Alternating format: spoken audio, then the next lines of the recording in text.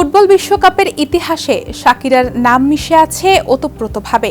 2010 বিশ্বকাপের অফিসিয়াল গান ওয়াকা ওয়াকায় যে আলোড়ন সৃষ্টি করেছিলেন তিনি, সেই গানের জনপ্রিয়তা এখনো কমেনি।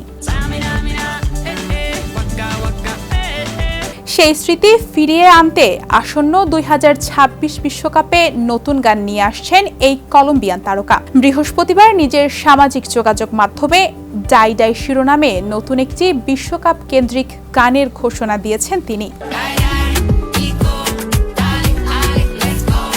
যুক্তরাষ্ট্র, মেক্সিকো ও কানাডায় অনুষ্ঠিত হতে যাওয়া এবারের বিশ্বকাপের অফিসিয়াল থিম হিসেবে ডাই ডাই গানটি প্রকাশ পাচ্ছে। গানটির কোরাসে বারবার শোনা যায় ডাই ডাই ডাইগো দালে দালে লেটস গো।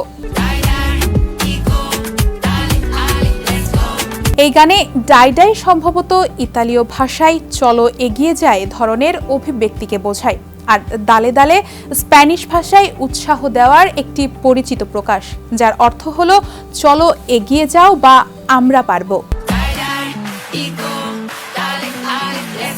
এই গানে শাকিরার সঙ্গে কণ্ঠ দিয়েছেন নাইজেরিয়ান গায়ক বার্না বয়। গানটি মূলত আফ্রিকান, লাতিন ও আরবান রিদমের এক অপূর্ব সংমিশ্রণে তৈরি করা হয়েছে। আগামী 14 মে গানটি আনুষ্ঠানিকভাবে মুক্তি পাওয়ার কথা রয়েছে।